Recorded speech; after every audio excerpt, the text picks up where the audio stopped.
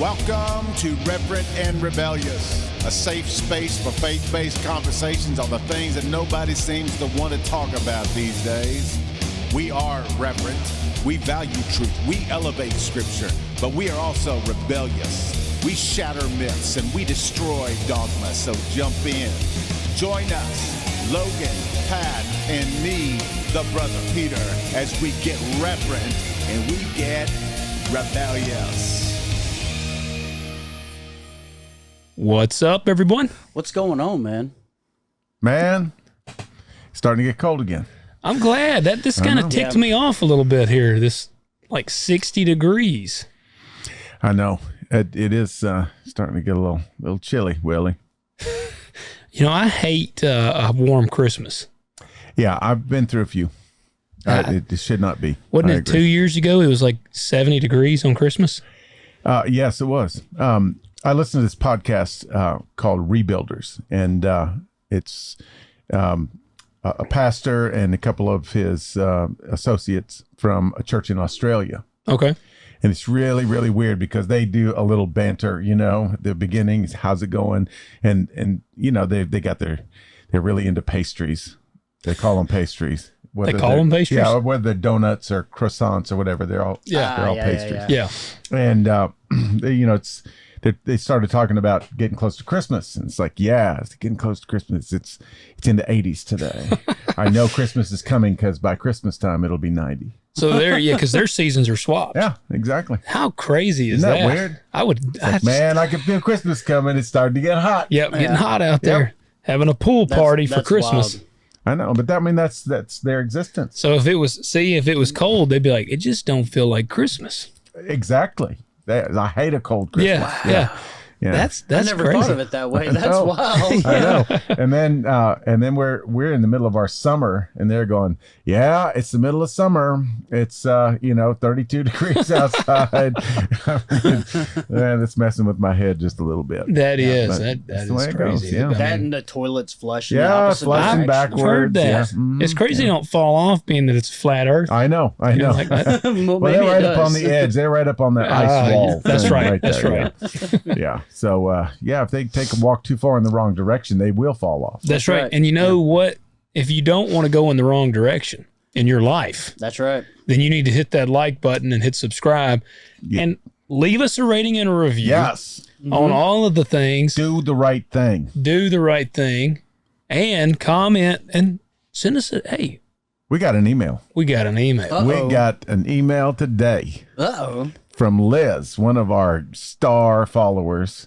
And it was a long email, and it was really good. Well, I can't read the whole thing on there because we'll be here all night. But I will extract a few portions of it and read it in the next couple of episodes because she had some really good insights. Okay. See, on these cults. And she sects. has gained like the top spot now of listeners. Oh, yeah. Because she sent the first email. Well, yes, first email, and her word count is officially above. Oh, she gave you bullet points and everything. I know it was. Like- It was like all there. There you go, being like all educational and professional. I know. It's great. So now we need to get a little email contest going. Yeah. Yeah. Aunt Ruby sent us a pretty good size comment. She says, I remember when I first watched the Waco miniseries. It seemed so anti-government, I had to read about it because I didn't believe Waco or Ruby Ridge could have happened the way it was depicted, but it did. They were misguided people, but there is no acceptable excuse for what happened to them. True. When Brother Peter was talking about David's childhood, I thought about how the people around him failed him. A little love and kindness could go a long way with some of these unfortunate souls that look for acceptance in cults. Yep. Yeah. That's I would say that's accurate. Oh, absolutely. Absolutely. I'd venture to say most of them have traumatic childhoods. And then Rhonda tells us, that's it. I feel compelled to start a chair fund for Peter. And I told her, I said, we need to get a Joe Rogan chair for Peter. Hey, and the thing too, they would laugh at this chair too because the cover on it is all raggedy too. Like, I know. Like not only does the little cylinder not work, but it looks crappy too. It just kind of goes with the vibe, you know. And Amber tells us, Colt, hands down. So very sad how it all played out. Nice social media stalking skills, Logan. Thank you. She Thank agrees you. with me. Online social media cults will be a huge issue in the future. Yeah. The younger generation will believe anything they see on TikTok. Believe me, I see this firsthand. But Amber and Pat, the old people believe everything on TikTok too. I didn't say it was just for young people. It's so true, I'm just though. saying that. Oh my God! If I hear it all the time. People say, well, it's on this, it's on that, it's on the third. I'm like, I've seen Bigfoot on the internet. I know. I've any conspiracy you can fathom, I've seen on the internet. Are you trying to tell me you don't believe in Bigfoot? I've never seen a seam squinch. Not once. I've never seen him. Oh, no, you don't have to see him. You see his footprints. That's right. And then Rhonda says the idea of heretics declaring heretical teaching being performed by one of their own cracks me up. Yeah. I know. But I feel like if it's on the internet, it is taken as the gospel. And here's the thing is you can find on the internet whatever you want to hear. Well, then, we have there's obviously the good and the bad that come with it. The good, hey, you can listen to our show on there. The bad is that anyone can have a platform on the internet. I mean, and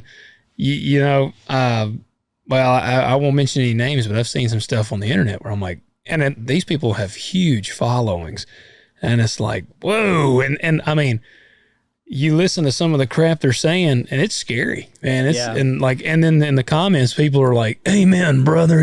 Like they just eat it up. Oh my gosh. Yeah. All right. But just because I want to hear it doesn't mean it's not true, Pat. I agree with that. This doesn't mean it is true either. Okay, so I got something special for you today. In our little joke segment, I have a poem. I want to read a poem. Okay, all right. Y'all are up for a poem? Yes. Okay, here it is. Susie Lee fell in love and planned to marry Joe. She was so happy about it all, she told her daddy so. But her daddy said, "Susie gal, you'll have to find another. I'd rather your mama didn't know, but Joe is your half brother." Oh gosh. Heartbroken, Susie let Joe go and decided to marry Will. But after she told her dad this news, he said, "There's trouble still. You can't marry Will, my gal, and please don't tell your mother. But Will, Joe, and a few others are also your half brothers."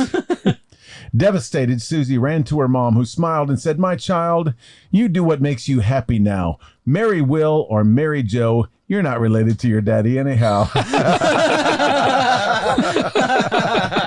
Oh, that's good. That's good. Okay, I did not expect the ending to come in that way. No, that one caught me off guard. Yeah. Just a little poetry to elevate your consciousness. There you go. Tonight. All right. Yes, that's a good one. Yeah. Well, we got one that I have wondered about for a long time tonight. I've only encountered personally one of these that I know of offhand, like in reality. So I'm intrigued to hear really what do they believe. And we're not talking about Bigfoot. We're not talking about Bigfoot, although I have a friend who truly believes. He's been on the show, like one of the Finding Bigfoot shows. Yeah. He would tell you, like, he's a Christian. As much as he believes in Jesus, he believes in Bigfoot. But did Bigfoot die and rise again? I don't think so. Of the world. But he would probably agree with Larry Norman. Yeah. That if Bigfoot is real, then Jesus also died. Died for him. Yep, absolutely. I just want to know. If that's what Adam named him when he named all the Bigfoot. Sasquatch. Yes, Sasquatch, yes. It is actually interesting to think about all the animals that are not around anymore and all of the mutations and everything else like that. I wonder what animals Adam really named. What they looked like back then. Exactly. Yeah, like I've thought about that would be hard. Like if God's like, you got to name all these. Yeah. I mean, you got an alligator. Well, and he didn't name them in English either. Right. That's true. So that wasn't like horse. Yeah. I don't even know what the I word. bet there were some repeats. Dog. Yeah, that's a wolf. Yeah, he's like, a that dog. just looks like a big dog with coyote, long. Yeah. Dog. Other dog. Yeah. Other dog. Yeah. Dog too. Big dog. Yeah, and it kind of makes me wonder too. What was his verbal skills? Yeah. I mean, did he get language right off the bat, or That hurts my head. That's a to good. think about That's that. actually something I've never really was thought it- about. Did he just name them guttural noises? Well, Like, that Yeah. Hey, well, there yeah, goes- the mating. You know, Yeah. the mating noise. what He'd is come it, up with- Logan? So maybe it was similar to the mating noise. It could have been. Could have been. Yep. Anyway, it's just a little food for thought. Just something to get your brain moving here on this episode here. So yeah, we're gonna we're continuing this series. We're going to do a special Christmas episode in the next 2 weeks. Oh yeah. I don't know if it's going to be next week or the week after, but it's going to be very soon. And I got something kind of cool planned. I think. Okay. I've been thinking about it for a while. But in the meantime, we're going to continue to explore cults and sects, SECTS, Hey, you know and what? bizarre strains of Christianity. You know what I saw this weekend? What? A Ouija board No way. Where did you see this at? Were you dabbling? at Barnes and Noble. Yeah, he was out witnessing. We went out. Yeah, I was witnessing at Barnes and Noble, Pee Wee Herman style. Nice. Me and the kids and my wife, we all went out there to do some Christmas shopping. They got all the board games, and I was looking at some of the board games, and I looked at the bottom, and there's some Ouija boards. And I gave it to Levi. I said, "Hey, go take this to your mom. Tell her we're going to buy this."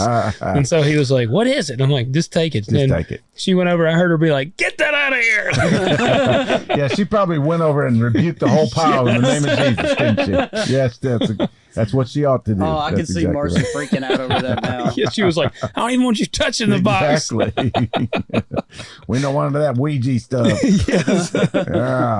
Yeah. So Oh, don't go dabbling with one. Like no, them no. things. Look, if you don't know anything about it, exorcisms and things, go down that rabbit hole. And the dang Ouija board is at the. It's the start. It- It's the it is- gateway, man. it is, man. It is. It's just crazy. Ouija leads to wedgie. That's exactly And no right. one needs that. No A one wedgie from needs- the devil. Yep. Yes, exactly. Nothing like a satanic wedgie. That's much worse than an atomic wedgie. Oh, yeah. Yeah. All right. So today we're going to be talking about your favorite sect and mine, the Jehovah's Witnesses. The Jehovah's Witnesses. Mm-hmm. Yes, Jehovah's Witnesses. They're so mysterious. They really are. Well, You know, yeah. I feel like actually a lot of that's a common trait with a lot of these big kind of cults is they're mysterious. It's like if you're not in it, you don't really know. I think that's part of the allure, though. What it- pulls people in. And it's part Yeah. of the strategy because you isolate people and you separate them from their community and anybody who could speak, truth into their lives. Yeah. And then you just feed them, pound them with whatever your truth is. Yeah, yeah. Incessantly. And then once they're in, they're afraid to get out because then, they might lose the truth. Yeah. And all that. So, yeah, they are a very secretive bunch. So, Pat, have you had encounters with Jehovah's Witnesses? I have. Most people have. I have.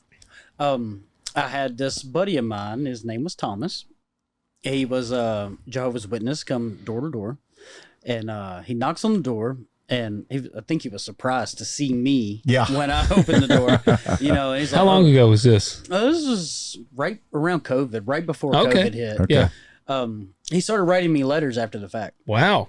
Yeah, and so anyways, he knocked on the door and I opened the door. And he's like, "Hey, do I have time to tell you about Jesus Christ?" And I cut him off. I said, "No, but I have time to tell you about Jesus Christ."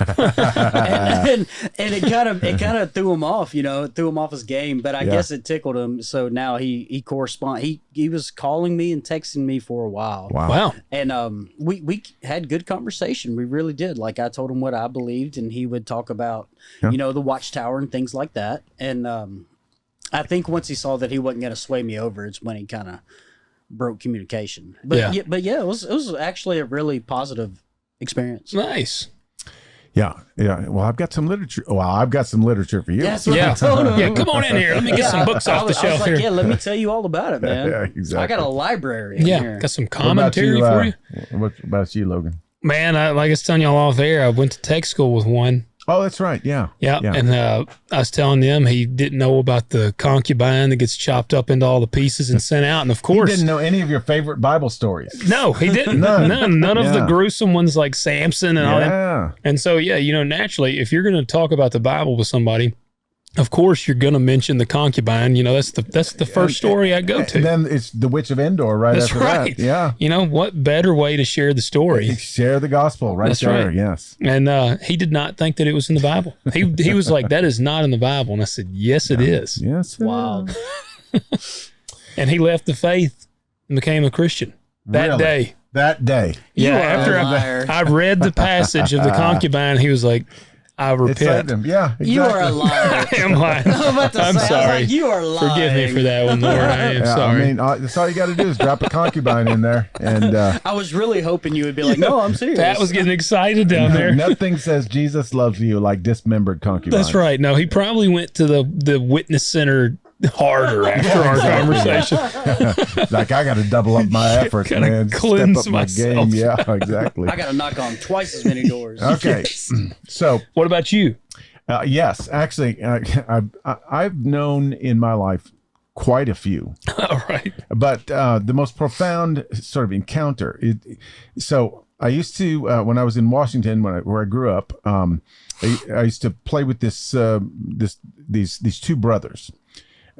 One guy's name was Jeff. I don't remember the other guy's name, but Jeff was a really talented guitar player. I mean, he was so good.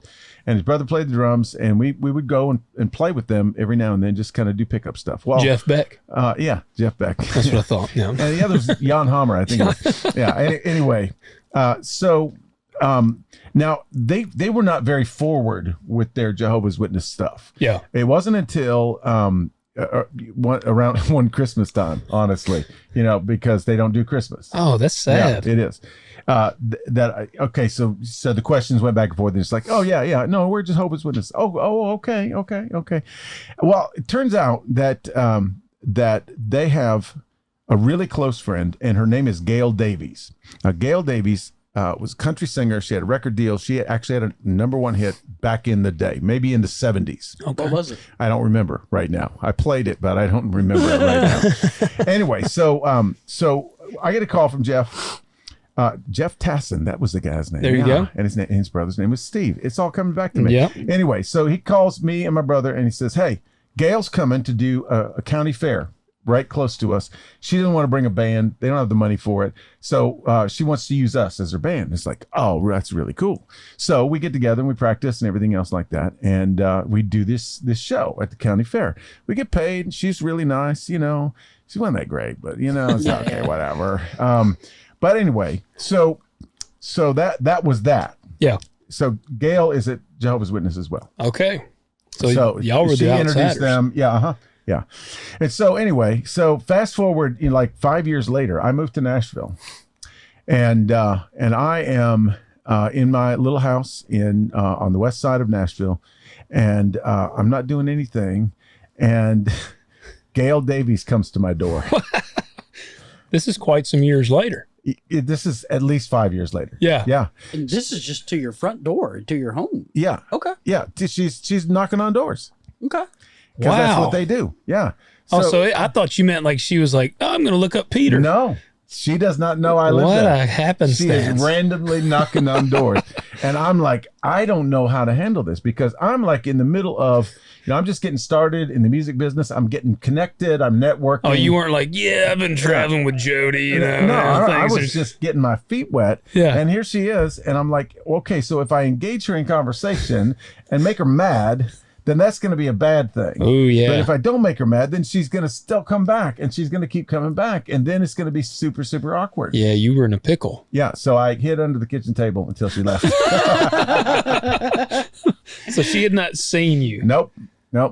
She didn't. It was a So cold call. she was working in the music industry. Oh yeah. I mean, she was still a thing at That's that time. kind of wild to me that they Weird, would man. still go I door to know. door. I would I assume know. that'd be kind of the low man on the totem pole. That's what I would think too. That they would have people that would do that Yeah, for you, yeah. right? Yeah. No, she was there. She had two other ladies with her.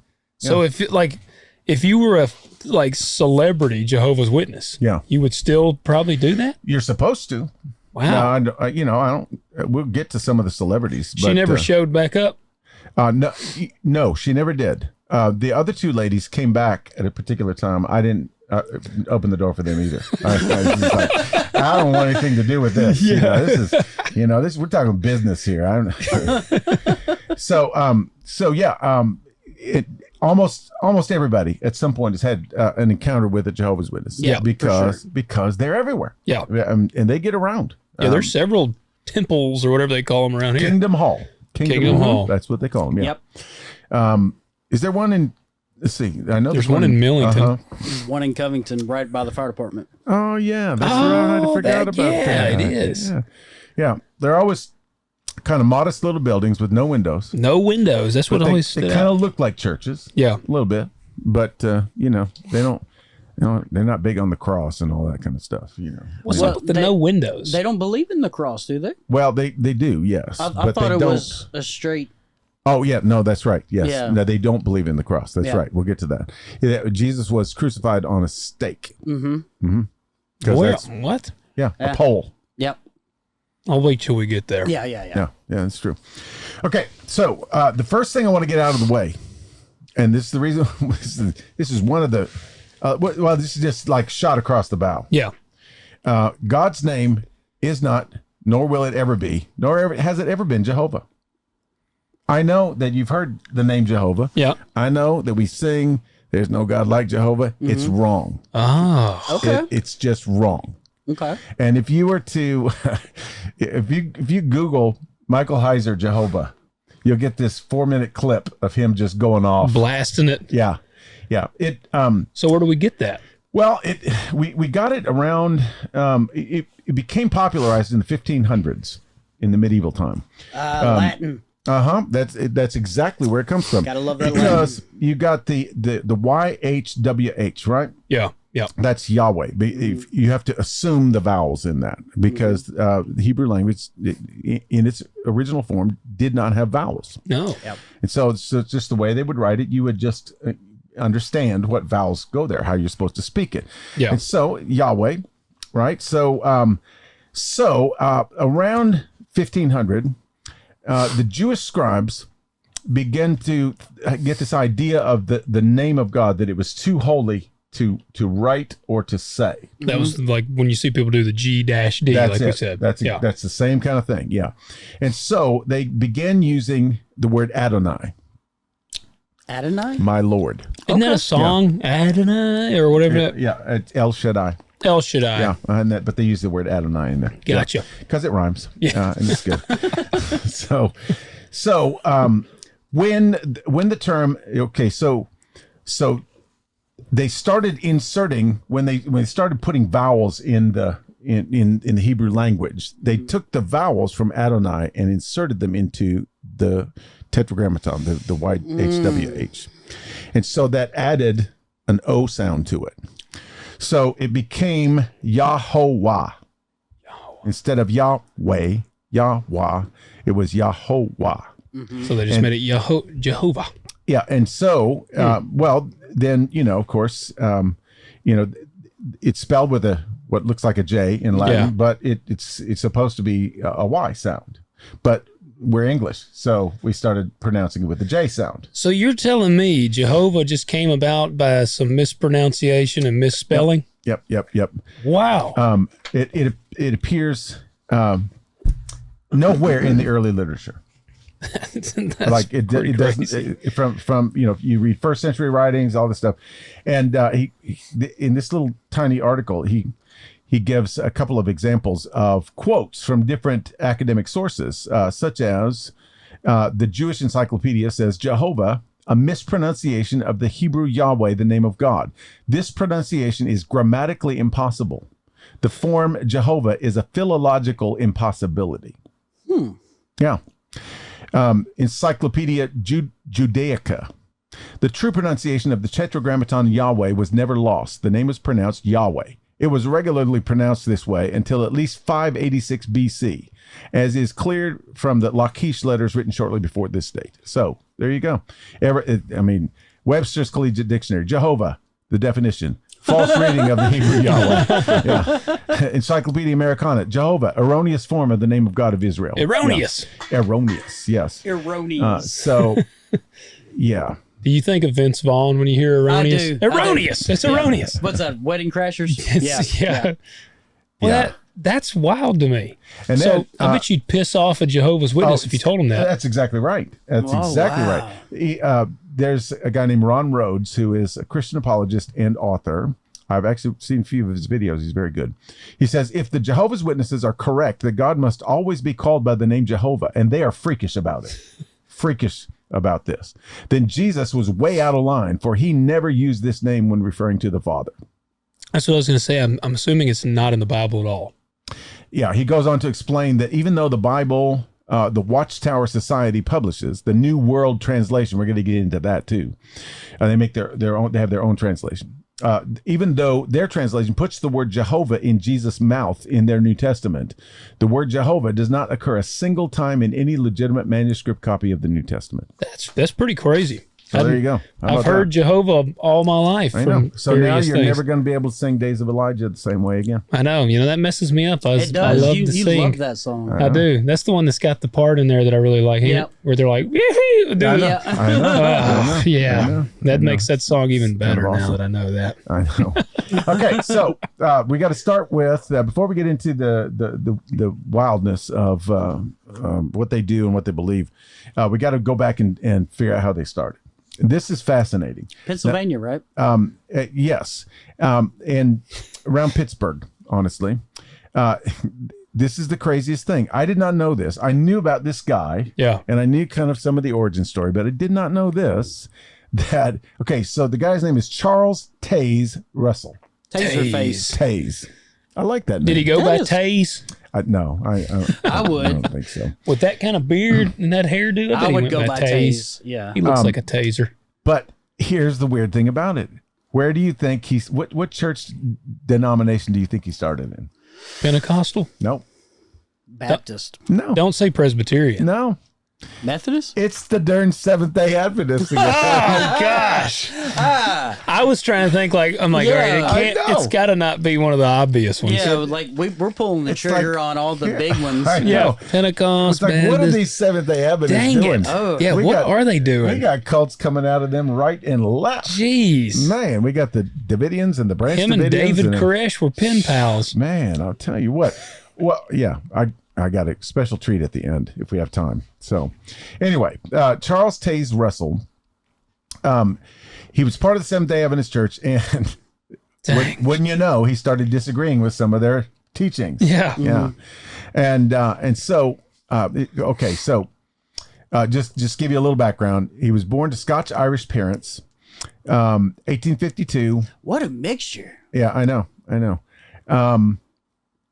Oh, wow. I didn't know this. Second of 5 children, of whom 2 survived into adulthood. How about that? Dang. His mother died when he was 9 years old. So already he's got parent family issues. Yeah, there's right? some trauma there. Yeah, There we go. Yep, like we said at the beginning. Yeah, they moved to Pittsburgh from Philadelphia, became members of the Presbyterian Church.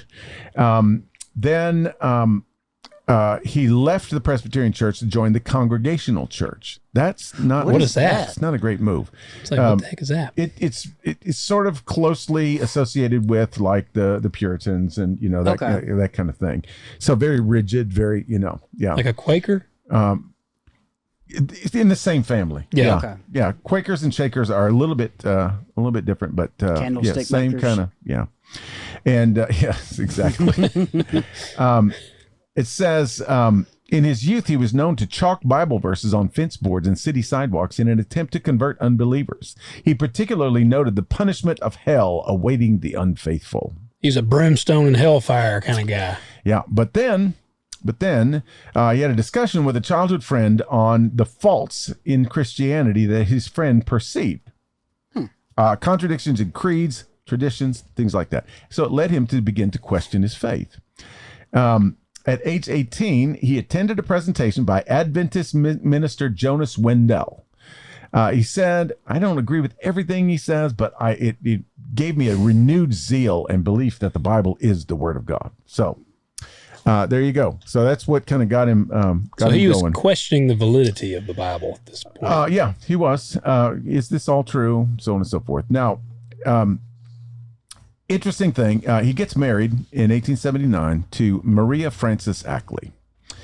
This is a weird marriage, though, because they were married like 20 years or 18 years, maybe, and they separated. She claimed mental cruelty. So he was like verbally, like mentally abusive kind of thing? Apparently. She was granted a separation with alimony in 1908. They were known as the holy couple. Like they started this movement and they were working it together, and she finally said no. After 20 years. This is BS. Yeah. Wow. In 1908 though, that's big. And it's weird though, because in the little hearing that they had, divorce hearing, she said something along the lines of he is Charles is like a jellyfish, and he just spreads himself around until he finds someone that's attracted to him, and then he goes after it. So was he was he cheating on her? Well, he was, yes. But they said, well, are you accusing him of adultery? And she quickly said, no. And that's the last she said about it. Would that have been back in that time frame? Why did she? Probably a couple of reasons. Probably, women didn't have a lot of power back then. No, but it would have been kind of a cloud of shame over that whole relationship. But also, she was probably thinking, this will be bad for the movement. Yeah. So she was a believer. Yeah. Oh, yeah. So yeah. Well, then wouldn't that kind of be just like we've talked about with some of the mega preachers and stuff that have fallen, and it takes 20 years for the person to come forward, but they're afraid, well, they don't want to kill the ministry. Yeah. You're going to, look at all the fruit. Look at all the people that are being saved and baptized. Yeah. You're going to take the whole thing down. No, you're going to take the whole thing down. Yes. Yeah. So that was just kind of a sidebar there, but he was a fiery person. He was a very good speaker, as most of these leaders are. Yep. He claimed in the beginning, he claimed no special revelation or vision or special authority. He was not the third coming of Jesus or anything like that. Mm-hmm. He said he didn't even seek to start a new denomination. He just intended to gather together those who were seeking the truth of God's word during this harvest time. And that kind of gives you a clue as to where his mind was, because once again, the Adventists, they're all about the end of times and the apocalypse and all these kinds of things. So this is kind of the train that he gets on. And so in somewhere around 1870, he and his father established a Bible study group. It's like, hey, just let's come and let's study the Bible. They wanted to do an analytical study of the Bible and the origins of Christian doctrine, creed, and tradition. Strongly influenced by the writings of Millerite Adventist ministers George Storrs and George Stetson. So these are like some of the pillars of the Adventist movement. Yeah. They actually attended much of the time. And so there was the primary doctrines, the Trinity, hellfire, immortality of the soul. They began to believe that those things were not substantiated by the scriptures. It's like, yeah, we believe the Bible is true, but all these things come out of the church, the organized church. Okay. Remember when we studied denominations, how many of them said, "Oh no, the church has been corrupted." Yep. Even Joseph Smith, mm-hmm. I've been called by God to reform the church, to put it back on the right track. Yep.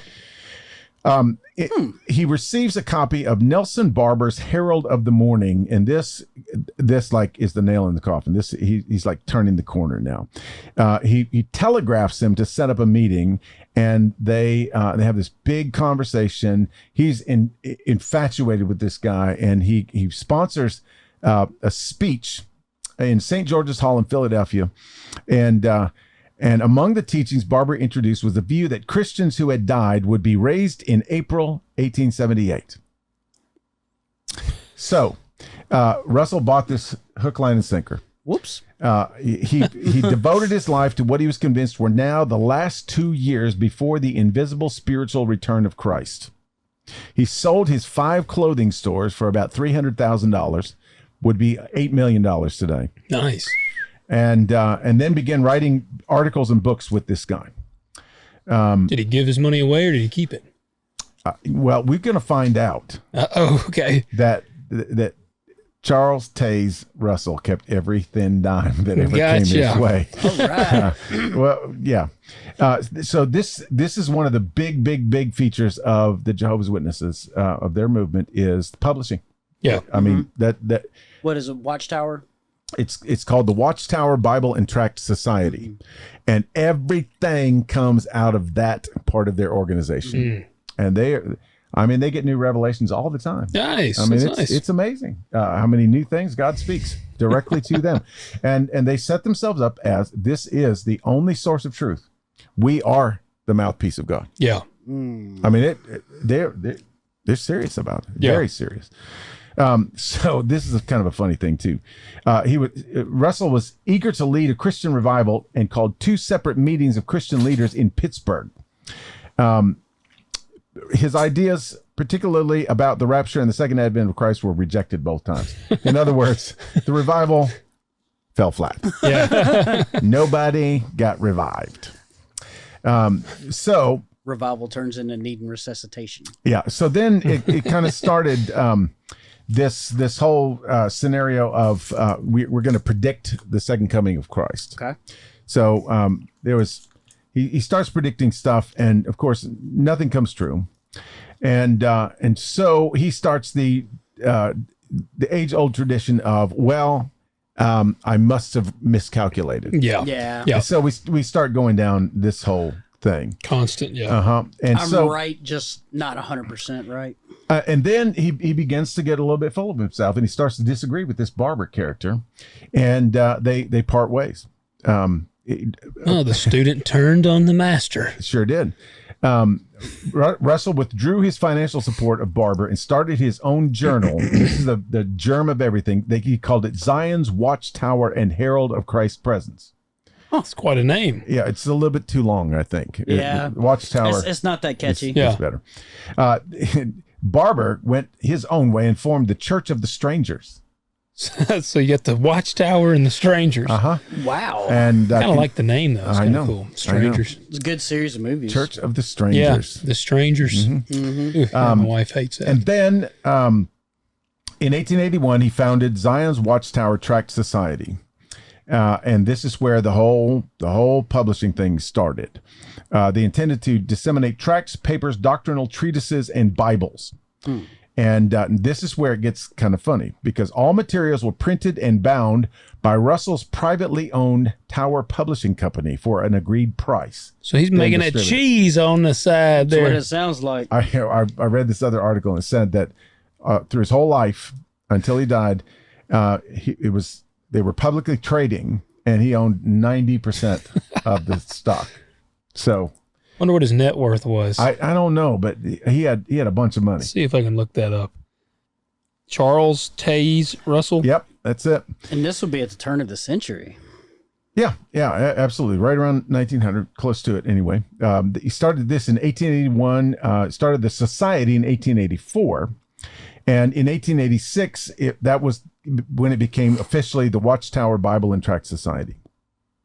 In 1908, he transferred the headquarters to Brooklyn, New York, had one of the biggest buildings in the Brooklyn area. And then in 2016, not too long ago, it was relocated to Warwick, New York. And that's where it is now. Warwick. Yeah. Warwick. So, They say around, this thing's got it at around $8.5 million. yeah, that's probably about right. Yeah. So this Bible study is growing now because everybody's infatuated with this whole end times thing, and the fact that there is no hell and there's no Trinity and all this kind of stuff. Yeah. So they name him the pastor, and they every year reelect him as pastor, and now they're starting to call him Pastor Russell, and they're starting other congregations. Yeah. And they also call him pastor. And then he publishes his first work to gain wide distribution, and it's called Food for Thinking Christians. 162-page pamphlet was published using donated funds amounting to approximately $40,000, about $1 million, 1.2. Wow. Yeah, it had a circulation of nearly 1.5 million copies over a period of 4 months, distributed through the United States, Canada, Great Britain. So there you go. In Food for the Thinking Christians, this is where we get the, kind of the beginnings of what will become their whole belief system. Yeah. He has, he then, and this is like an iconic publication. They refer to it all the time, Millennial Dawn. That's a very well-known, everybody in that tradition will know about this book. There's 6 volumes. And then after his death, his successor published the 7th volume. And so the first volume is called The Plan of the Ages, later renamed The Divine Plan of the Ages. Then there's better. One called exactly. The Time is at Hand, Thy Kingdom Come, The Day of Vengeance, later renamed The Battle of Armageddon. Nice. Oh, man, I don't know which one of those I like better. I know. They're both kind of good. And then this one's kind of cheeky. It's the atonement between God and men, but actually there's 2 hyphens in there. The at-one-ment. At one. The at-one-ment between God and men. Yeah. I'm still thinking the Day of Vengeance and the Battle of Armageddon. Those sound like some names of like a metal song. Well, yeah, they probly are. They actually. Probably, yeah. Yeah. I mean, probably Jehovah's Witness metal. Probably just look it up. Then there's the New Creation, and then the 7th volume, published after he died, is called The Finished Mystery. Oh. Yeah. So there's not been any more of those. Nope. Those are the iconic books. There's the New World Translation Bible, and there is the Millennial Dawn. Those are pretty much. So that's their I wonder, is it on the Bible app? Oh boy, the New World? Yeah. Oh, it could be. It could be. It better not be. I was gonna say that would be real interesting. I'm about to look. Yeah, I think you should. New World in just NWT. Yeah. Mm-hmm. No, it's not on there. Okay. I was about to say, man. Yeah, that would be weird. That would not be good. So basically his theology and teachings, and this will change to some degree, but this is the germ of the whole thing. About hell, he said there was a heavenly resurrection of 144,000 righteous, but believed that the remainder of mankind slept in death, awaiting an earthly resurrection rather than suffering in a literal hell. So this is the soul sleep. Yeah, to a very high degree. Like, gotcha. And so, if you become a member of the 100, I used to think, only 144,000 are saved. Why did these people even try? Yeah, but it's not. The 144,000 get to rule from heaven. So they're not in the soul sleep; they're already there. Yep, they go there. Yep, gotcha. And then everybody else waits in hope of an earthly resurrection and they actually kind of get this part right, where earth will be restored to Eden. But a hope, like they don't no guarantee. No, because if you're not resurrected, you're out. Yeah. Oh man, you're just gone. Dang. And I mean, I guess is it based off of how good of works you did on this earth? That's exactly it. Gotcha. That's exactly it. It's funny because if you I watched this guy do this on a video.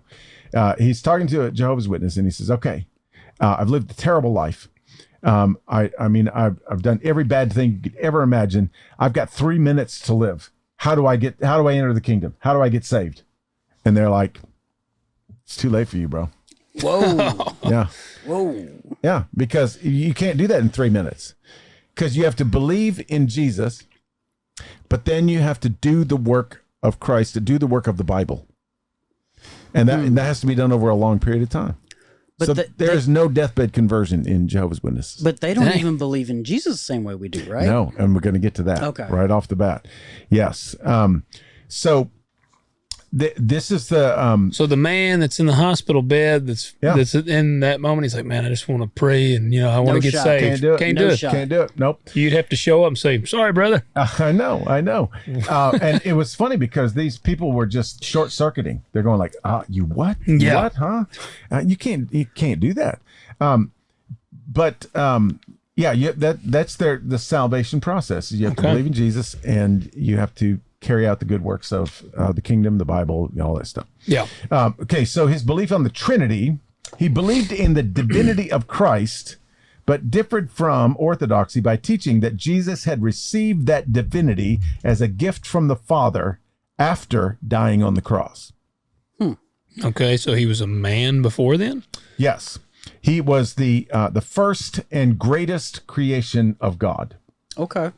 So he came like, but he wasn't on earth. Yeah, he was on earth, yes. Here's the way it works. Now you got to get this right. All right. Okay, so Jesus was created by God. He was the first and greatest creation of God.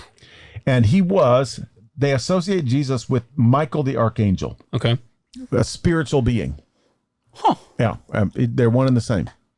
When the reason he's called Jesus is because he chose to be born on earth, to become human. And by doing that, he lost his spirit. So they, Whoa. Yeah. Whoa. Because humans don't have spirits. Oh, so he had to give up his spirit to become flesh. That's exactly so right. they do recognize Mary and Joseph, Yes. but they don't celebrate Christmas. No. They don't celebrate any. They believe that Don't Christmas. celebrate anything. They do not celebrate anything. They're very sad people. That is. They don't celebrate birthdays. Oh man. They don't celebrate Easter. Why they not celebrate birthdays? It's a secular, worldly Yeah. celebration. They don't. It's they don't do that. self-serving. Yeah. No, it's no birthdays, But aren't no they holidays. self-serving to do the works to get into heaven? Well, now you're splitting That hairs. is one of their good works, is to reject. They think Christmas and Easter especially have pagan origins, and so they're not going to involve it. Okay. They don't salute the flag. They don't say the Pledge of Allegiance. Well, they think you're like an idol. Yep. Interesting. Yeah, that's exactly right. So he also so Jesus gave up his spirit. Now he's called Jesus, not Michael. And So he was. They're saying he was Michael. Okay. Yep, that's exactly right. All Yeah. right. Gave up his spirit, became human, died for the sins of humans. Okay, so he did live a sinless life, died for the sins of humans, and then he reappeared after his, so he resurrected. But then when he ascended, he re-entered. He gained his powers spirit back. Yeah, gained his spirit back. So do they believe that like a man can be perfect?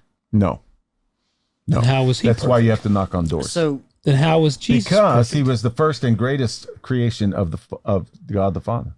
See, I would want to be like, but he lost his mojo. So No, I mean, he still had, apparently he was still, a perfect creation. He just didn't have his spirit. So how do they reconcile John 19:30, where it says, "Therefore Jesus had received the sour wine. He said, 'It is finished,' and he bowed his head and gave up his spirit." Well, they might not have it in there. They just changed the words.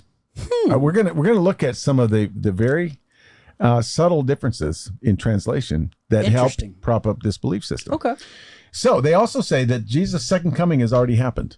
Oh. Oh, wow. Okay. The end of time has not already happened, but Jesus was resurrected into a spirit form. That's when he got his spirit back, and so he came back as a spirit. He came back spiritually Gotcha. and put the whole plan in motion for the end of all time. Okay. So I can't remember what year that was. October 1874. That's it. Before I get there, he also taught that the Holy Spirit is not a person, but the manifestation of God's power. Hold on. What verse did you say, Pat? John 1930. Yep. 1930. Yep. I got it here on the New World Oh, Translation. good. All right. You read that one more time, Pat. Okay. It's sorry, I was in the Greek. I have to pull it back up. Okay. It says, "Therefore, when Jesus had received the sour wine, he said, 'It is finished,' and he bowed his head and gave up his spirit." Okay, that's pretty much what it says. It says when Really? he had received the sour wine, Jesus said, "It has been accomplished," and bowing his head, he gave up his spirit. Is he referring to the wine? No, they're gonna say that spirit doesn't mean Holy Spirit or Spirit of God, or they're gonna teach that differently. They're gonna say he gave up his I don't know, will to live or something like that. Gotcha. Yeah, you can look up apparently, like they got it all online. You can look up the JW.org, Oh, and they it's make got it their easy for you, man. translation. Yeah, it's right there. I bet it's because the word is pneuma, and he gave up his breath. He I died. thought it meant he There you took go. his wine and was like, "There you go, that's guys." right. No, they put an S on the end of it. He gave up his Spirits. spirits. Yeah, exactly. Yeah, I like that. Okay, so he believed that Christ had returned invisibly in October 1874 and that he had been ruling from heaven since that date. Time of trouble began then that would mark a gradual deterioration of civilized society leading up to the end of the Gentile times. Yeah, and he brings Israel right back into the middle of everything. It's a little bit crazy, but there's a climactic multinational attack on a restored Israel, worldwide anarchy, and the sudden destruction of all world governments in October 1914. How'd we do? Well, we're still, yeah. Yep.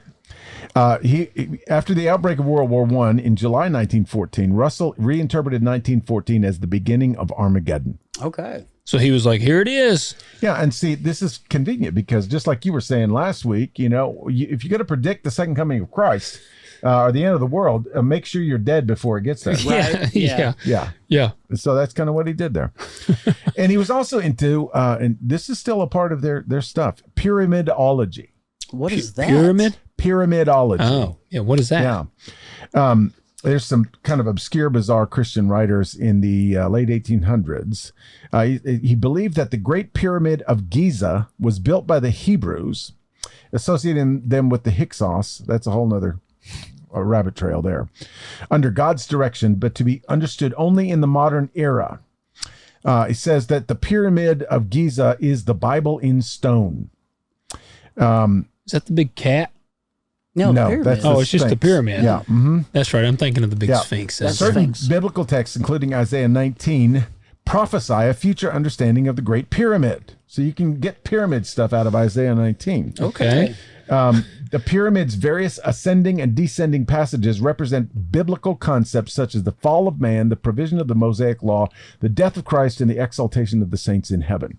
And so calculations are based on the assumption that each inch of the various passages represented 1 year. Oh, Who came up with that? I have no idea. I mean, I want to see the math on that. it's a little crazy. Jeez. Yeah, but he wrote extensively on pyramidology. They've got, like those charts with the Like hieroglyphics or something you on remember there? the big charts and tables we read last week? Oh, about yeah. They look a lot like those. Okay. Oh, yeah, Yeah. that's right, because they come from 7-day Advents. Yeah. That's right. Okay, yeah. It all comes from the same Okay. well. Yeah. Mhm. Okay, gotcha. I thought you meant like inside the pyramid, there's like hieroglyphics. No, and he there made it them is. all himself. Yeah, yeah.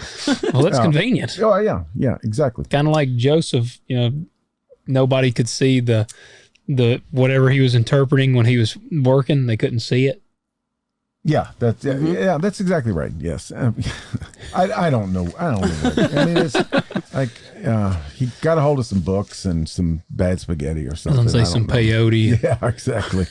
And then he was very much into Christian Zionism as well, the reforming of the Jewish nation, the physical Jewish nation.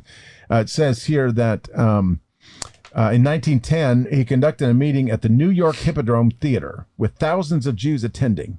Wow. His teaching that Jews should not convert to Christianity shocked Jews and Christians alike. He believed that the land of Palestine belonged exclusively to the Jewish race. God was calling Jews back to their land. He goes on and on and on and on. Yeah. What? Wow.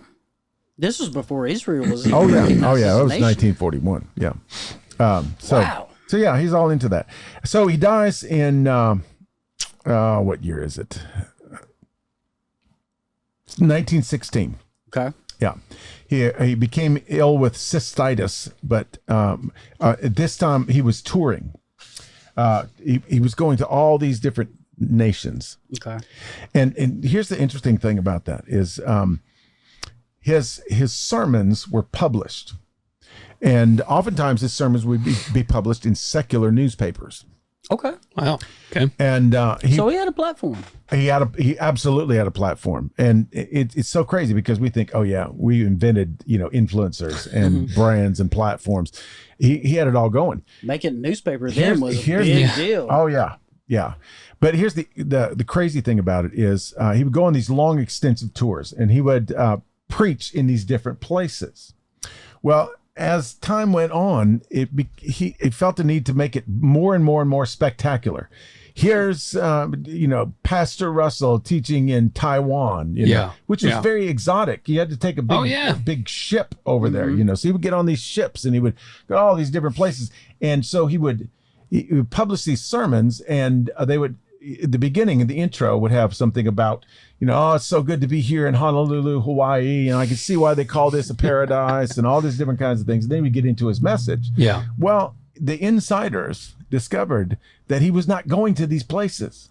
What? Oh, wow. Yeah. He read the Titanic and said no. Yeah, maybe. But but they said that they asked the people in Honolulu, did this guy ever come? And they said he got off the boat, he walked around for an hour, he got back on the boat, they went off in the other direction. Dang.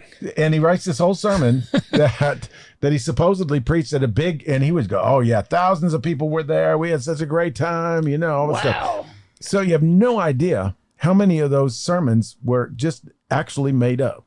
Wow. That's insane. I know. It's crazy. He died of... You didn't have fact checkers back then. People with, cell phone cameras and... Everything in the newspaper was true. Yeah. That's right. Just like TikTok. That's it. And he died of cystitis? Cystitis. Yeah. Syphilis. That's the itis of the cysts. I don't know.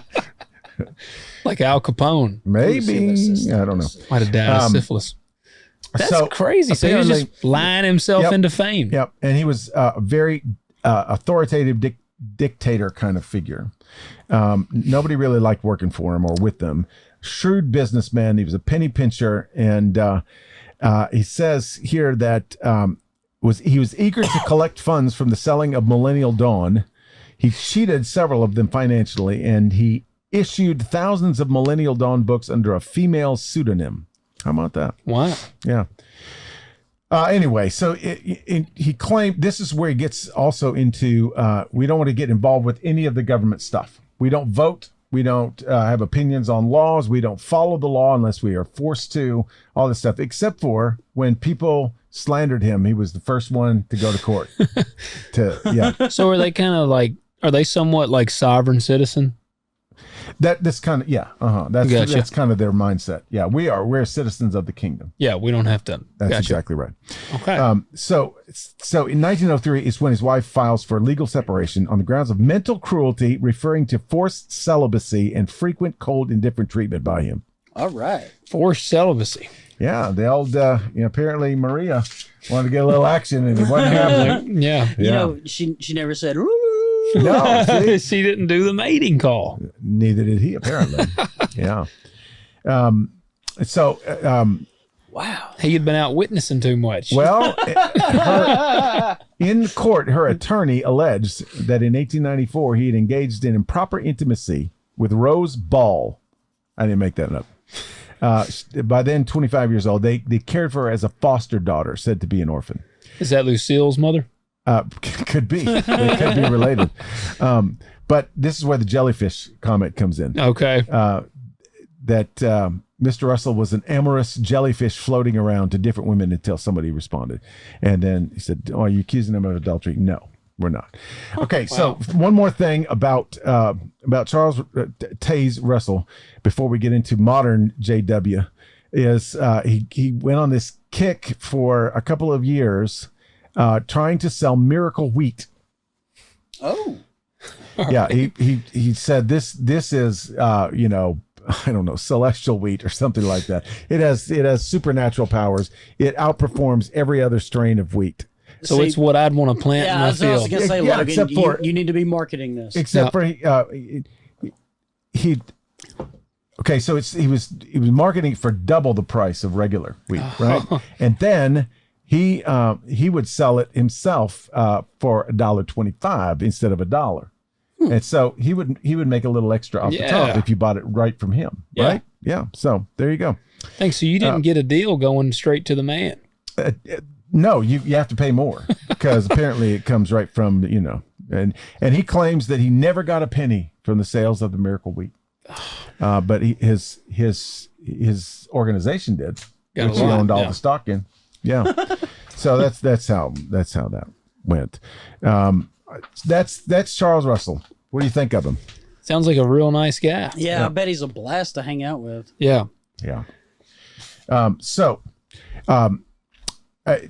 Later on, after he died, there's this guy named Rutherford that takes over, and he, really moves the whole movement forward. He's the one who's responsible for spreading it everywhere and sort of, he's scaling it. He's, sort of codifying everything. This is where they come up with the idea of the kingdom halls and, all the stuff. And then this is where the Watchtower Bible and Tract Society kicks into high gear, because this is where they start handed down stuff. Like I said before, the Watchtower, everything comes directly from the Watchtower. And it says that Jehovah's Witnesses are directed to welcome doctrinal changes, adjustments, new light, new understanding. Just get used to it. It's just going to happen all the time. Okay. They base this on the interpretation of Proverbs 4:18, which they believe refers to a continuous progressive advancement in doctrinal knowledge and scriptural understandings for righteous ones.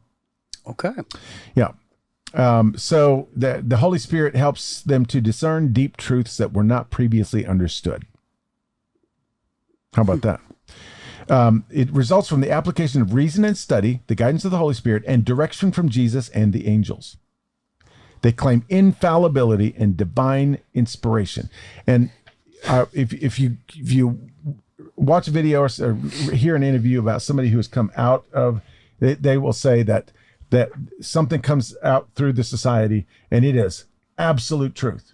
Okay. And then a year later, it's like, no, this is absolute truth. Change that. Yeah, the Word of God is unchanging. This is the way it is now. Their absolutes are not very absolute. No, it changes all the time. I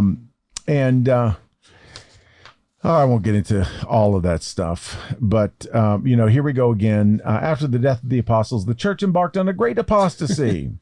And Charles Taze Russell and his associates in this Bible study and the Watchtower are here to correct the whole thing. All other religions are part of Babylon the Great, the world empire of false religion. That's what Revelation says, doesn't it? Yeah, exactly. And so this is where, so they consider the Bible to be scientifically and historically accurate and reliable. Should be interpreted mostly literally, but it also contains symbolism. They interpret the Bible through the governing body at the Watchtower Society, but they use the terms Hebrew Aramaic scriptures and Greek Christian scriptures instead of Old Testament and New Testament, because they say that the word testament is better rendered as covenant.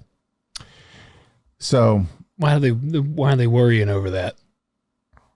I don't really know. They get a little bit strange, just like why do they worry that God's name has to be Jehovah? Yeah. Dwight Eisenhower was a Jehovah's Witness. Really? I got a list of some famous ones. You want to hear some of them? I know you would. Yeah, let's do it now. Yeah. I got to do my list of some of these people. When Eisenhower was sworn in, he didn't use the New World Translation. But he used one of the older translations that uses the name Jehovah for God.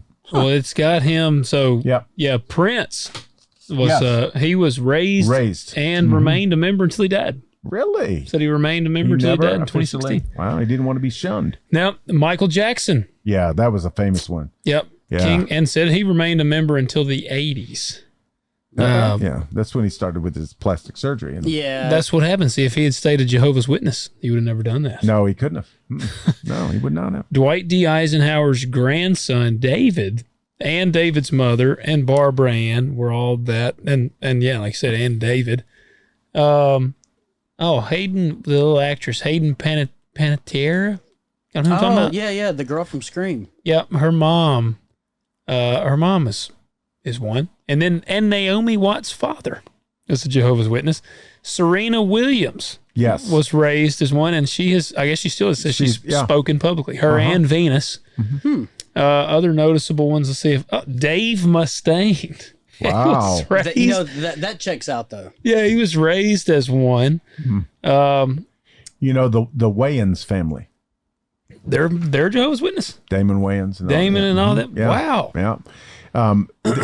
Not all of them are still Yeah. Jehovah's Witnesses. In fact, Damon Wayans was really unloading on it on this interview that I watched. So he has definitely walked away stepped from it. away for sure. Yeah, and there's some others too.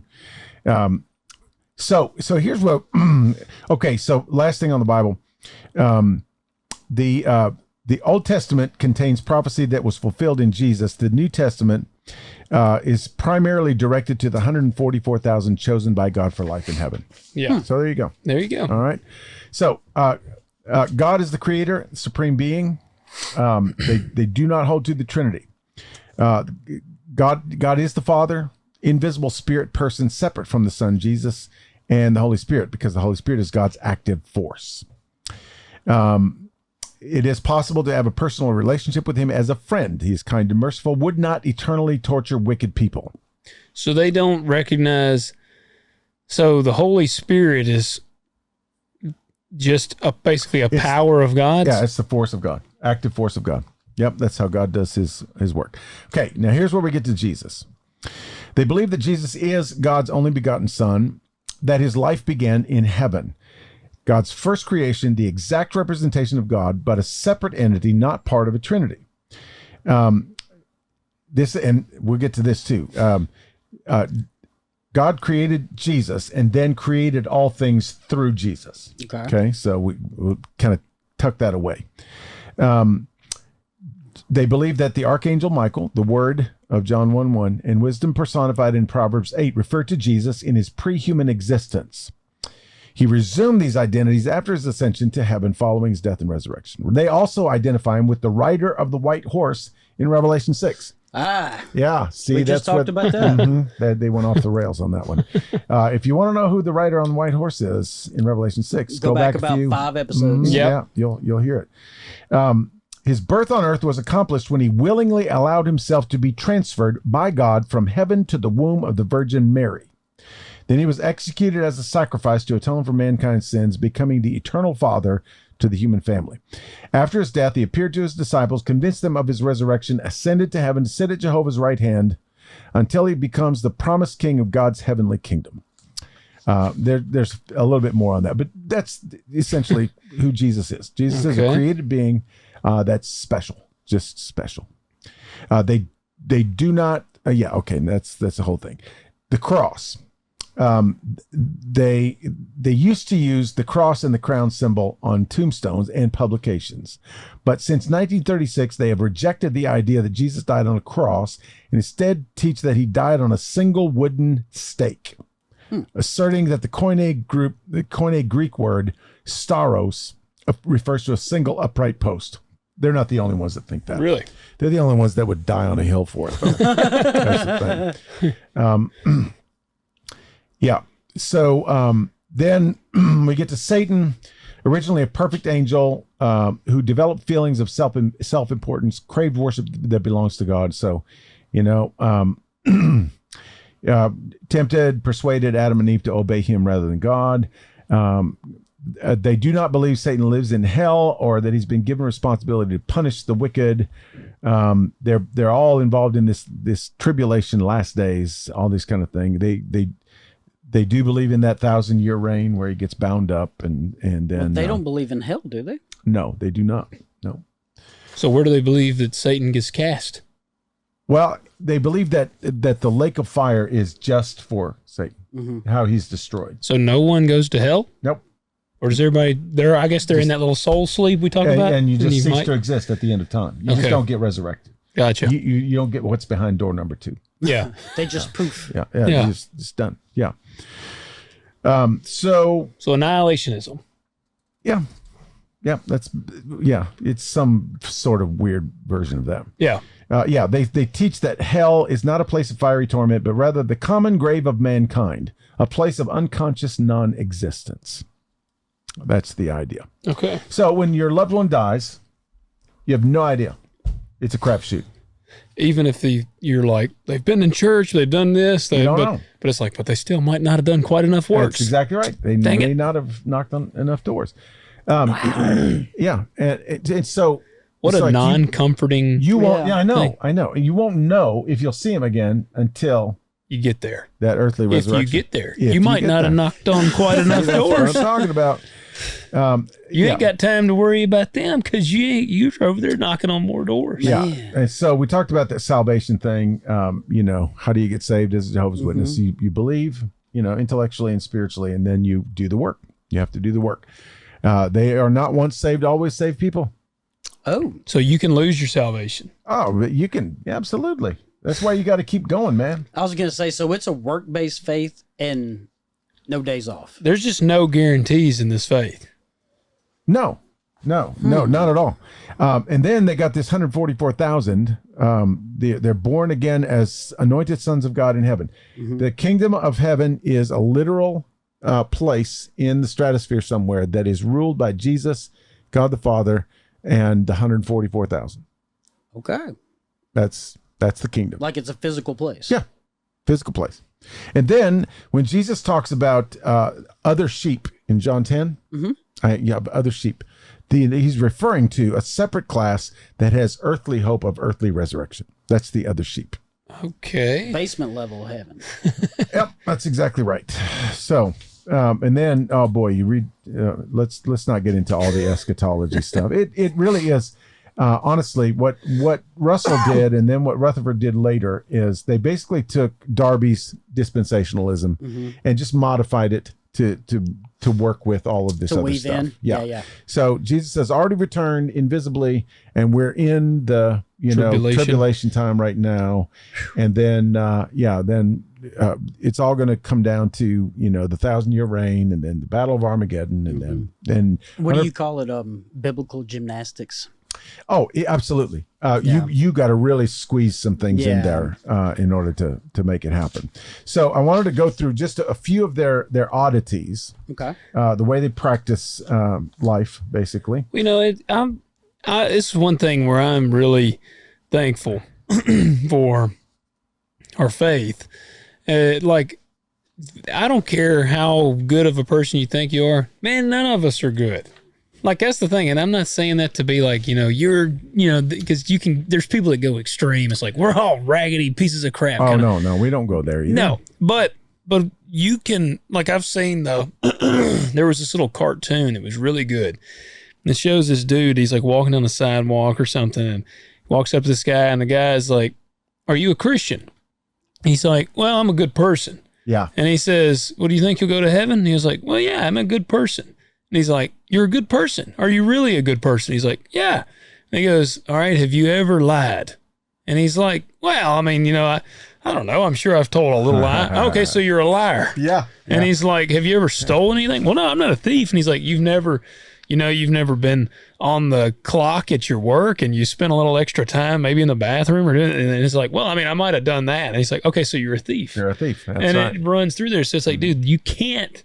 No. The problem with works based is you can't ever do enough work to get to heaven. And that is why Scripture says all men fall short. Yes. It's because we all do. And men as people, not just guys, even though we are worse than women. But I mean, we all fall short. We all mess up. Yeah. That's just gonna happen. Thank God for daily. Thank God for grace. Yep. But see, both sides of that coin are true because we are the beloved image of God. It doesn't matter if you're the worst piece of crap ever been known to mankind. You're still the image of God. Yep. God still desires and loves and seeks after his image.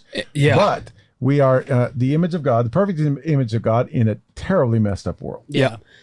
A lot of people, I've talked to some people that struggle with, that's actually one of the concepts they struggle with Christianity. Yeah. Yeah. They're like, so you're telling me that pedophile That's right. on death row It's not fair. could ask for forgiveness and he would get saved and go to heaven? And I'm like, yeah. Man, one of my biggest selling points to people, I say selling points, talking points to people is, they say that Ted Bundy, Yeah. was it Ted Bundy? Well, Or we was were it talking about Jeffrey Dahmer. Dahmer. Yeah. Yeah, Jeffrey Dahmer. They said that Jeffrey Dahmer gave his life to Christ in prison. And if that is the case, I mean, you have to be willing to reconcile that Yeah. he is a co-heir to the kingdom. Well, and you know, we deal with this a lot when there's somebody that dies that we're not sure of. You know, it's like, We just don't I know. don't know. And the thing is, we don't even know what happens in the transition period That's from right. death to life, Yeah. That's right. to death to the other side. And so, you know, we've seen these near-death experiences, and they all meet Jesus, and some have had a really good experience, some don't. Yeah. But we don't know. Nobody's ever made it all the way over to their right. final destination. Yeah. They might have seen pictures of it. They might have seen visions of it. Might have experienced a little taste of it. They might have been in the gift shop, but they never made it into the national park. You know what I'm saying? Yeah. And so we don't know what kind of mercy God has. Yep. Maybe he saves everybody. We don't Yep. know. Yeah. Maybe he doesn't save. Maybe he just baits and switches. Every And I was like, you thought you were You getting thought you were getting here. No. Yeah. No, Them Jehovah's Witnesses were right. Exactly. everybody but Logan, because he didn't sell the holy wheat. That's right. That's Yeah. right. He's Yeah. like, if you had Yeah. raised that miracle wheat. Yeah. Miracle wheat, yeah. Exactly. I know. We get to kind of some of their practices, and this is where it gets into like a fuzzy area, Okay. because you know, are they a cult or are they just a alternative religion? This is probably the hardest one to figure, because we're going to discover in a few minutes that there's some things that are seriously wrong with their theology and things like this. But, you know, do they have a central leader? Do they have a compound? Do they have, you know, mind control? Yeah, kind of. Yeah. But maybe, you know, because so all of their meetings, all of their worship, they worship at Kingdom Halls, and they have their own songs. They have their own, you know, kind of, you know, worship order and all that kind of thing. Yeah, they have religious community. They call each other brother and sister. They disciple people like rigorously. They have standards. They have, you know, if you leave the faith, they will shun you. In fact, one of the celebrities said that that her dad was shunned, and he was in their house, and they were not allowed to talk to him. Wow. Yeah, instead it broke his heart. Dang. Yeah. Wow. She And reunited. they went through with it. Like they would not speak to him. because of her mother. Dang. And mom and dad got divorced. That's a surprise. Yeah. And he moved away, and after she graduated high school, she went and lived with him, and they joined a Black Pentecostal church. Yeah. And she said it was much better. They were like, Much yeah, better. you can talk all you want to. Exactly. That's exactly right. So one of the big deals about their discipleship is that they stay away from being involved in the affairs of the world, and you're never supposed to miss a meeting unless there's the So serious reason. Eisenhower dropped the ball on that one. Yeah, sure did. And you know, I was wondering how the whole pandemic thing affected their door knocking. Yeah, a lot of them didn't make it to heaven Well, there. like I said, I Right. started receiving letters. You know? Oh, okay. Yeah. So that's the way I they started did it. receiving letters. Yeah. Nah, that's a lazy Jehovah's I'm Witness telling right you there. what, yeah. Gonna write a letter. Maybe if they're handwritten, They were handwritten. qualify. Okay, They were so- handwritten. They were. So they have a weekend meeting, usually on Sunday. They have a midweek meeting. They have a family worship evening. That's what you do in your home. And then this is weird because they have assemblies and conventions. Each year, they hold 2 one-day circuit assemblies, and these are in different places. And then they have a larger assembly called a regional convention. And the Lord's Supper is only celebrated at these conventions. And this is the only place they baptize people. Weird. And So you plan all year if you're gonna yeah, do this. That's exactly right. They said that the 1958 International Convention in New York at Yankee Stadium had a peak attendance exceeding 253,000. Jeez. Wow. Yeah. They're supposed to commit 60 hours a month to evangelizing. Members who commit themselves to evangelize for 600 hours per year, an average of 50 hours per month, are called regular pioneers. If you commit yourself for 30 hours for 1 month, that's an auxiliary pioneer. If you volunteer for missionary service, that gets you more points. Then you might be invited to receive specialized training at the Watchtower Bible School of Gilead. Oh, Okay. They dedicate more than 120 hours per month to their work. now they're really holy. Yeah, they really are. And then, of course, the big deal. Oh, I forgot. They have to report their activity. That's how they keep track of them. Okay. And if you are a witness and you fail to report for a month, you are termed an irregular publisher. Will they kick you out? You're constipated, apparently. You heard about the constipated mathematician, right? No. Yeah, he took a pencil and worked it out. How about that? Look at you. Look at you. Yeah, and then if you don't report for 6 months, then you're an inactive publisher. And you're dead to them. Yeah, well, not quite yet, but they have a radio station. They have public witnesses. It's everywhere. Mm-hmm. And then, of course, it's their big deal, the Watchtower Society literature, which has all the tracts, all the little pamphlets. They have digital media. They have DVDs, all this stuff. They say all literature is published anonymously. That's they're all offered free of charge with a request for donations. And it says they got a streaming service called JW Broadcasting. Yes, they do. As a matter of fact, they do. They have ministers. They are ordained. It gets a little bit convoluted here. Unbaptized publishers are considered regular ministers. Baptized publishers are considered ordained ministers. So that's how you get ordained, just be baptized. And they are big on church discipline. They have disfellowshipping, which is removal from the congregation. And then they have shunning, which is, you're cut off. They're very high moral standards, and they have this weird thing about blood. Yeah. They can't take blood transfusions, right? No, they do not. Although organ transplants are left up to your own conscience. Okay. Yeah. With no repercussions. Maybe if it's drained first. It's kind of weird. I was looking up just stuff on the Watchtower. Yeah. And apparently this was in Brooklyn. The Brooklyn paper runs a couple of pieces critical of the recent plan to reduce the amount of housing built in Brooklyn Bridge Park by banking on the eventual sale of the Jehovah Witnesses Watchtower properties. And it says that they equal more than $1 billion. Wow, that's crazy. I bet they do too, because it was at one time one of the largest buildings in Brooklyn. Really? Yeah. That's pretty crazy. Yeah. $1 billion, man. They at their peak, they put out more than 1 billion pieces of literature a year. Jeez. I mean, they put old Gutenberg to shame. Absolutely. Yeah. So, this thing about blood, the Bible prohibits the consumption, storage, and transfusion of blood. Where? Leviticus 17:10 and 11, I will certainly set my face against the one who is eating the blood. Acts 15 says abstain from blood. And then there's all these instructions about how, when you kill an animal, you're supposed to pour the blood out on the ground and then cover it up with, all this stuff. They're just freakish about the blood. Interesting. That is. They're not. They're supposed to. They provide information to the medical community on bloodless surgery techniques and alternatives to blood. Okay. What's alternative to blood? They put water in there. Holy water. Alternatives to using like when you need blood. They don't want you to have somebody else's They use blood. like cream of miracle wheat. Yeah, maybe. Yeah, that's it. Pump it in there, thicken you up a little bit.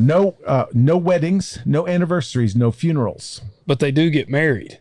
They do get married, but there's not no ceremony. Yeah, exactly. God, these people are boring as crap. I know. I bet they don't have music at their services. They sing their own songs. I don't know if they play. I was gonna say, do they have any instruments? I don't know that. It I feel like they'd say. murder you if you busted out a guitar. Yeah. Nobody smile. Yeah. No birthdays, Halloween, Easter, Christmas. No Mother's Day, because it's linked with pagan gods. Do they celebrate Father's Day? It doesn't say about Father's Day, but I'm assuming this. Yeah. No May Day. There goes your May Day plans, Pat. Yeah. New Year's Day, Valentine's Day, nothing.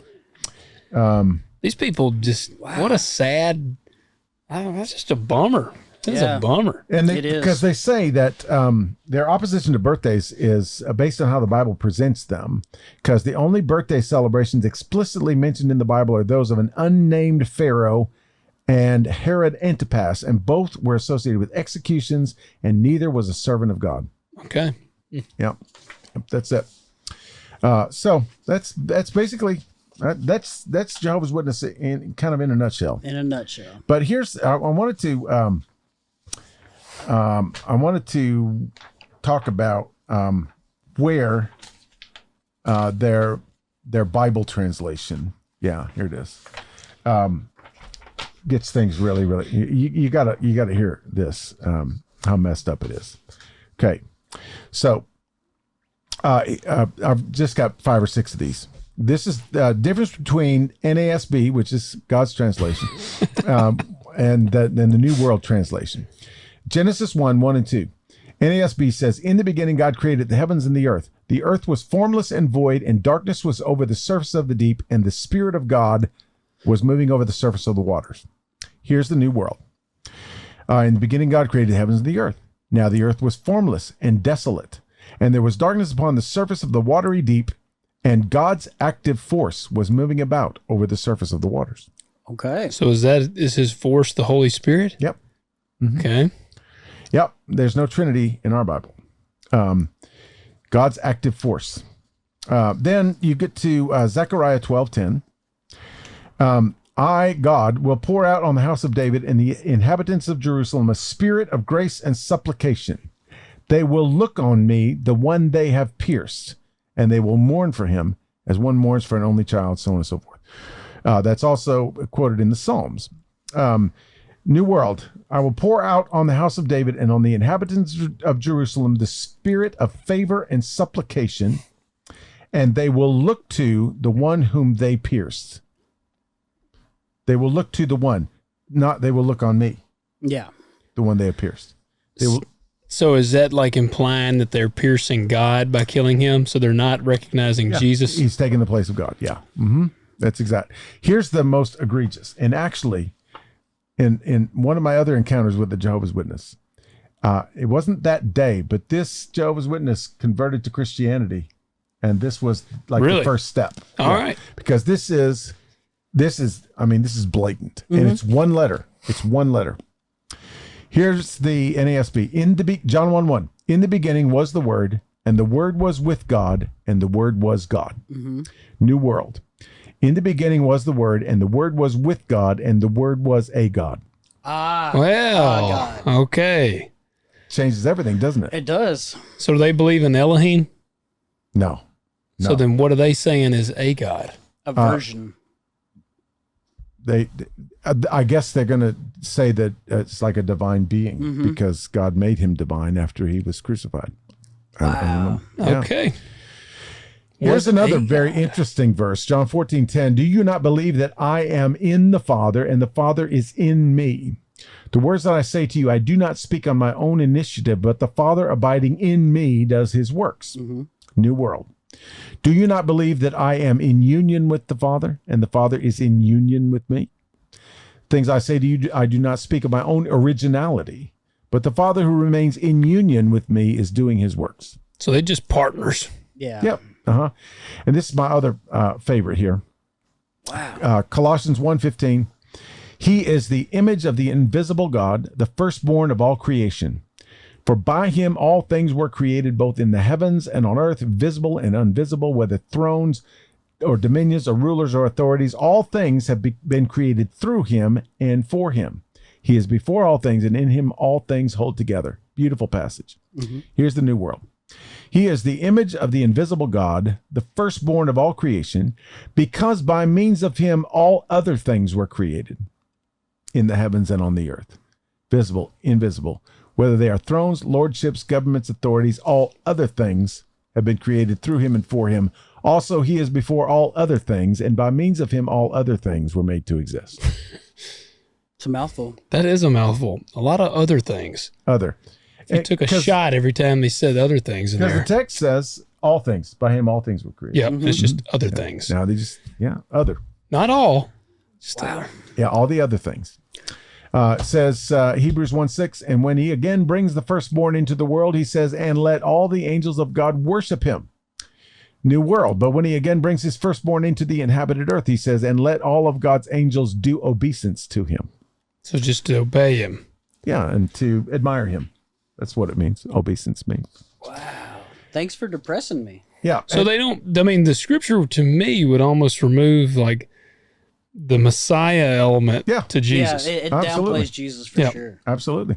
Final one, Hebrews 1:8. But of the Son, capital S, he says, your throne, O God, is forever and ever, and the righteous scepter is the scepter of his kingdom. So you get what that's saying there. Yep. He's of the Son, he says, your throne, O God. Yep. That's Yeah. all God. that. Yeah. Yeah. Okay, here it is. New world. But about the Son, he says, God is your throne forever and ever. Separation. And the scepter of your kingdom is the scepter of uprightness. So that, look, I'm going to say, so then if I was putting my stamp on it after that, I'm saying cult. Because Man. that's pretty damning to me. It's pretty bad. It's pretty bad. Because if this is the Bible that you grew up reading, and everything, I mean, Old Testament, man, it goes crazy with these little gymnastics. Yeah. And they're subtle. They're just shifting around. And here's the interesting thing is they have a committee of five scholars that produce this translation and give it regular updates. Yeah. Four of them don't know any of the original languages. They don't know anything about them. Don't know Hebrew, don't know Greek. One guy claims to know Greek, but when he was given a Greek test, he flunked it. All right. Flashcards. He flunked the flashcards. Really? Yeah. These are the scholars that are interpreting the Bible in the most accurate translation in existence today. That's what they say. The most accurate. Outstanding. I don't even know what to think about him. Well, where do you land on it? Well, anything that doesn't was certainly not orthodox in any way, shape, or form. I don't believe. I mean, unless God does something miraculous through the power of His active force, I don't think that they can call themselves Christians. I just don't. Yeah. That's how I feel. Yeah, and man, this one hurts I know. because the family aspect with it. And it's close enough to really, Yeah, yeah. This one hurts. I have to say it is cult, but man, it's just tough. It's tough, man. I know. Could you imagine being born into this family that believes it and holds dear to it and is sincere about it? Yeah. And man, See, for me, honestly, I always thought that they were bizarre out there. So it's kind of like, I always just kind of assumed they were a cult. The Mormons one was the one where I'm like, I know. because they are like, Church of Latter Day, Jesus Christ. But you lift the lid on that and it's like, whoa. Yeah. Now this doesn't have, doesn't involve spectacles. No, or this golden is the plates. least weird of I the know, bunch. but it's that controlling aspect, where you're brainwashed and controlled. Everything is so. I mean, I just don't. I'm gonna have to edge over on the cult side. Yeah. This is the most boring of all of them as far as if you were in it. Like, at least you can kind of have fun. You can hang out with celebrities and Scientology. No kid ever said that, I went to this little girl's birthday party and she was Jehovah's Witness. So no, one that's ever true. said that. You don't have to worry about that. That's exactly right. Yeah. Well, and there's no magic underwear. You don't get to have 75 wives and, I mean. I would just say it's incredibly misguided. Yeah. Oh man. I mean, we just scratched the surface on the doctrine and theology. It gets weirder from there. Yeah, honestly, it does. When you start getting into their, hyper focus on the end times and the way they're so certain about how heaven and earth is all split up and divided and everything else like that. Okay, So I promised a little bonus at the end. Yeah. Okay. Yeah. This is not enough for it to warrant its own episode. Yeah. So I'm just going to drop this and then we're going to run. Okay. Okay. There's this. This is a cult. There is no way question about it. around Okay. it. This is a cult. There's this guy named Alan John Miller. He is married to Mary Luck. Okay. All right. They live in Australia. They have just been donated 600 acres, and they've got this compound that they're building, and they're very exclusive, and they're very and he is Jesus. Oh, wow. Oh. So Jesus is back on earth now. Yeah. Like He made in it. human form. And she is Mary Magdalene. Wow. Oh. Yep. And among on the compound, there's Cornelius is there. Okay. He's kind of got a little bit I of the know. Jesus hairdo and stuff. I you know, but you just watch an interview. Divine Truth. Divine Truth. gotta is make a note. Yeah, please do. You've got to watch this guy. He said around 30 years old, he began having remembrances.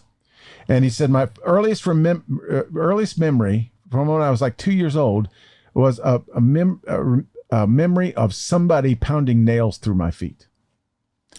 And then pounding nails through my hands. Oh, man. Yeah. But he too This is was him. Yep. Okay. Yep. But he too was not on a cross. He was on a pole. And he will describe everything to you. Okay. And he says, and you say, well, you're not Jesus. Is he And on he's- Facebook? Oh, I don't even know.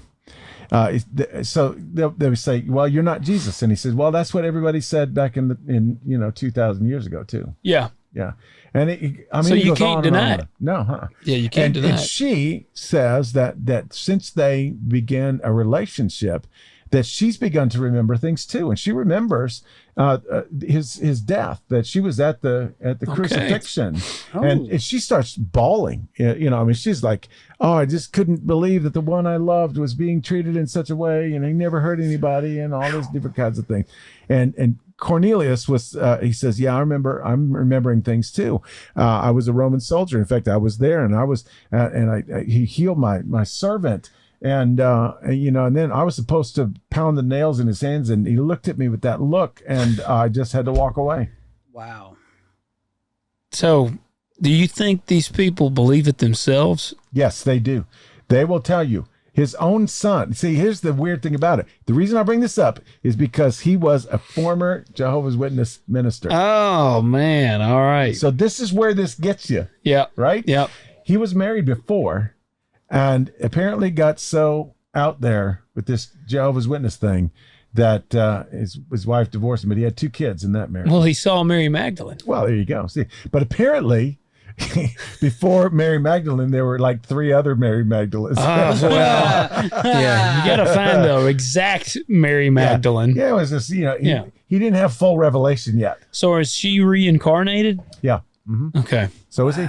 Yeah. Okay. I mean, he's come again. They Yeah. made it on And- a but current affair. But he doesn't have full revelation yet. He needs to get to the 8th stage of revelation to fully realize. Because they say, well, if you're Jesus, do a miracle. Then he's like, I'm not there yet. He's like, I'm getting there. Yeah. He's like, Yeah. when I get to the 8th stage of revelation, then I imagine that I'll be doing miracles then. Okay. Yeah. I like how you can't deny anything. Like you can't Oh. be like, hey, you do this. And he's like, well, I am not there yet. Getting there. Completely. Crazy. Completely. Yeah. And they said, well, so you walked on water. No, I didn't do that one. Did you raise Lazarus from the? Yeah, I did that one, but I didn't walk on water. Well, what does he mean he didn't walk on No, water? he said somebody was mistaken about that one. I didn't do that. Oh, so he's not saying that he isn't. He's saying like that never happened. Yeah, that's right. Yeah, That's right. They wrote okay. that about me, but I didn't actually do it. I like it. He's really trying to add credibility to be like, this is actually not true. I know. but he began as a Jehovah's Witness. The divine truth. Yep, the divine truth. You really need to. I mean, I'm definitely gonna watch some of these videos. Yeah. I'm reading about it now. It's He's not on Facebook, okay. or either he's hidden. There was like a fake profile. Well, they of got a him. website, Well- divinetruth.com. Okay, there you go. And they are in Australia, way out in the outback somewhere. Is he 33 years old? He's actually about 50 now. And it's, and it's rumored that he colors his hair. Does Jesus color his I hair? was gonna say, man, come Of on course now. he does. Of course he does. In the blood. And yeah, and there's some weird juju going on out there. And If Jesus could turn water into wine, I think he could just tap his hair. Oh no, he said he didn't do that one either. Oh, he didn't turn the water into wine. Is he against alcohol? I don't know. I didn't get down into it far enough. He's got a real colorful shirt on. He always wears stuff like that, and they got kids there. So it's quite a few people there. Yeah, probably a couple hundred by now. Could you imagine how crazy to legitimately wake up in the morning, look in the mirror, and be like, "I'm Jesus." Oh, yeah. Could absolutely. you imagine? You are a cuckoo for Cocoa Puffs. But his followers, I mean, I'm serious. It's even more devoted than the whole Koresh thing. Really? Oh yeah. These people start crying. Is he Jesus? And they go, "Oh, nobody ever changed my life so much," and they'll start bawling. Golly. A charismatic, good speaker he must be. Yeah, pretty soon he's going to be the only one eating at lunchtime and have 41 wives. Yep. He's going to say, yeah, Jesus. I'm married to Mary Magdalene. I'm married to Mary number 1 and Mary number 3. And gotta have a lot of Marys. Yes, may your days be merry and bright. Yes. Anyway, so I just thought I'd just sort of drop that little one in there because it connects to the Jehovah's Witness thing. Yeah, and I'm glad you did. And so if you were, Jehovah's Witness, I don't know, you need to let us know how you feel about that. Because, we want to hear. You probably have your own, and share some experiences that you've had too with Jehovah's Witnesses, and let us know how that worked out, and see if you still believe they're a cult or an alternative religion. Yes, let us know. Comment below, and don't forget the reviews. Yes, we desperately need them. I didn't even look. But what else? All right, well, I think we're going to have some sort of a little merch contest for the one who leaves the most emails at revereb@hollygrovechurch.com. Awesome. Yeah, we need to. And like I said, guys, Liz is right now. She's the reigning champion. Yeah, she's the champ. She's 1 for 1. She is. So, guys, you need to, if you want to dethrone her, she's my sister-in-law. I'd love to see that happen. Now she's going to write 10 emails tonight. She is, That's exactly what's going to happen. But it's okay because Peter's the one that has to read those. That's right. That's okay. I got them. I'll read them all. I don't care. He's a preacher. He's got all the time in the world. No, I work 2 hours a week. What do you mean, That's it, man. Yeah. Oh, me. All right, guys. You know what to do. Yeah, exactly. We'll catch you next week. All right. See you.